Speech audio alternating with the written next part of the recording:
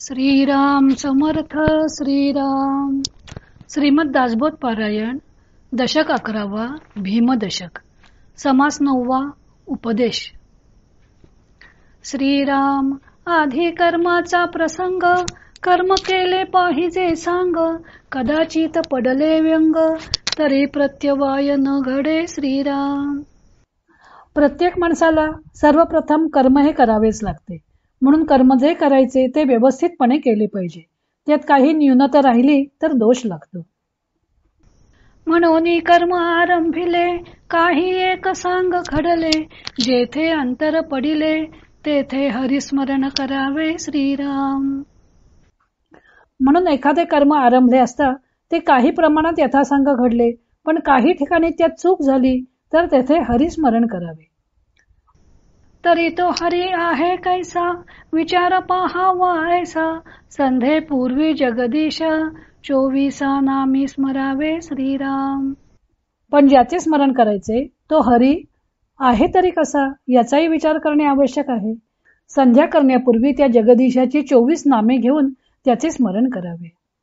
24 नामी सहस्र नामी अनंत नामी तो अनामी तो कैसा आहे अंतर्यामी विवेके ओळखावा. श्रीराम.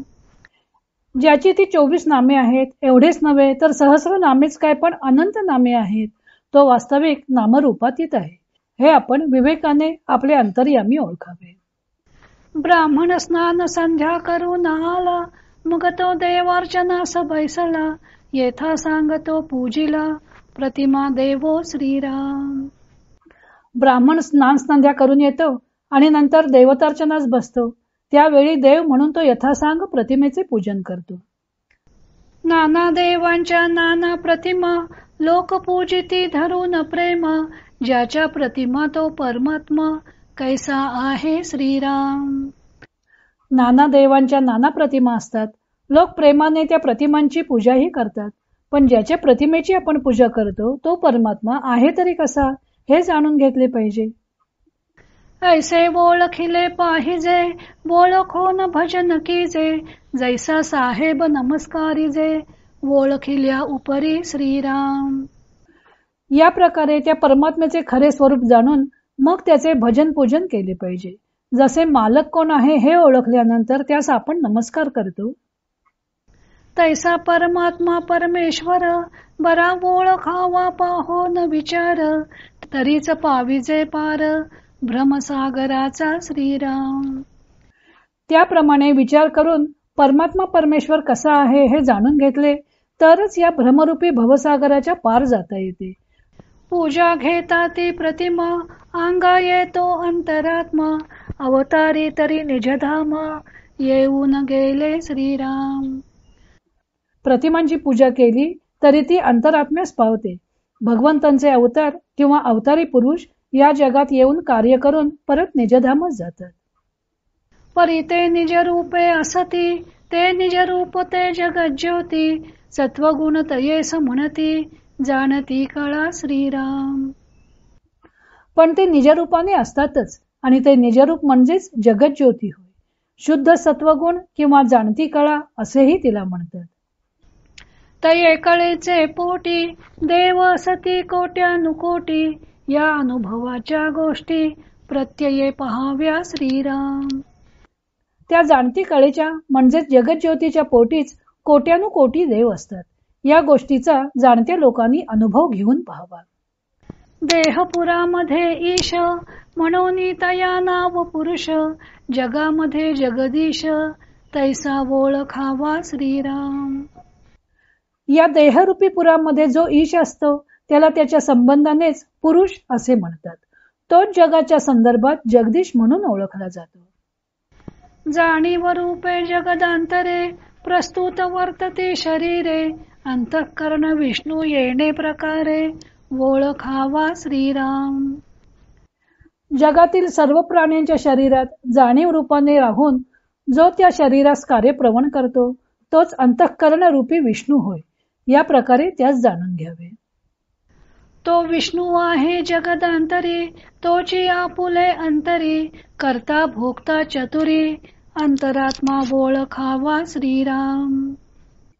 जो विष्णू या प्रकारे सर्व जगातील प्राण्यांच्या अंतर्यामी असतो तोच आपल्या अंतरात असतो आणि तोच करता भोगता असणारा अंतरात्माच होय, हे चतुर पुरुषांनी जाणून घ्यावे.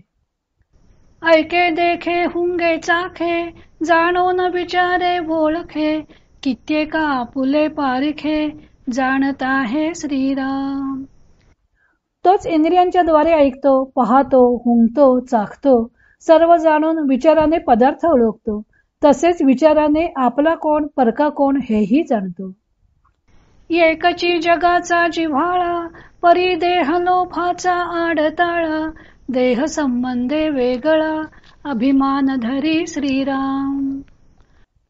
सर्व जगाची जीवनकला म्हणजेच अंतरात्मा एकच असून देहलोभाच्या अडथळ्यामुळे देहाच्या संबंधाने आपण इतरांहून वेगळे आहोत असा अभिमान तो धरतो.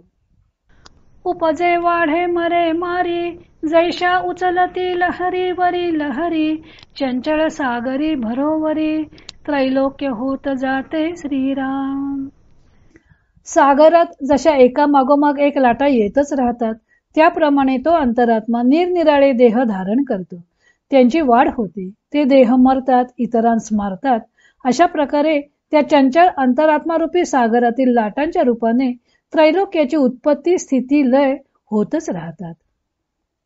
त्रैलोका वर्तवितो एक, म्हणून त्रैलोक्य नायक, ऐसा प्रत्ययाचा विवेक, पाहाना कैसा श्रीराम.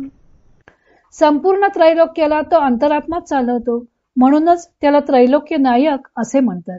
विवेकाने याचा अनुभव तरी घेऊन पाहना. ऐसा अंतरात्मा बोलिला, परी तोही तत्वामध्ये आला, पुढे विचार पाहिजे केला, महावाक्याचा श्रीराम. असा हा अंतरात्मा सर्व शक्ती संपन्न असला तरी तो तत्वामध्येच अंतर्भूत होतो, म्हणून पुढेही महावाक्याचा विचार निरंतर करीतच राहिली पाहिजे.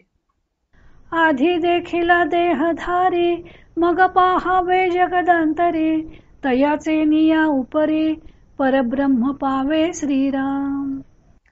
आधी देहधारी जो अंतरात्मा त्याचा शोध घ्यावा, नंतर जगदांतरी त्याचा शोध घेता घेता अचानक परब्रह्माची प्राप्ती होते. परब्रह्माचा विचार होता निवडे सारासार, चंचल जाईल हा निर्धार, चुके नाकी श्रीराम. सारासार विचाराने परब्रह्मासंबंधी विचार करू लागल्यावर तेथे चंचल राहणार नाही, हे निर्धारपूर्वक जाणून घ्यावे. उत्पत्ती स्थिती संहार जाण, त्याहून वेगळा निरंजन, येथे ज्ञानाचे विज्ञान, होत आहे श्रीराम. जे चंचल आहे त्यालाच उत्पत्ती स्थिती संहार हे विकार असतात. त्याहून निरंजन परमात्मा हा वेगळा असतो, हे जाणणे याला विज्ञान म्हणतात. अष्टदेह थानवान, जाणो न झाले या निरीशन, पुढे उरे निरंजन, विमळ ब्रह्म श्रीराम. पिंडाचे 4 आणि ब्रह्मांडाचे 4 मिळून सर्व अष्टदेहांचा जेव्हा निराश होतो तेव्हा केवळ निरंजन विमल ब्रह्म तेवढेच उरते. विचारेची अनन्य झाला, पाहणारा वीण प्रत्यय आला, तेही वृत्ती निवृत्तीला, बरे पाहा श्रीराम. विचाराने ऐक्य अनुभवावे, हा अनुभव घेणारा निराळा कोणी नाही असा निश्चय झाला तरी ही पण अतिसूक्ष्म अशी वृत्तीच होय, हिचाही लय झाला पाहिजे. येथे राहिला वाच्यांश, पाहून सांडिला लक्षांश, लक्षांशा सरिसा वृत्तीलेश, तोही गेला श्रीराम. येथे वाच्यांश म्हणजे शब्दार्थ मावळतो, अनुभवून लक्षांशही मागे पडतो आणि लक्षांशाबरोबर त्या अतिसूक्ष्म वृत्तीचाही लय होतो, अर्थात परब्रह्माशी ऐक्य होते. जय जय रघुवीर समर्थ. श्रीराम जय राम जय जय राम. इति श्री दासबोधे गुरुशिष्य संवादे उपदेश नाम समास 9 समाप्त.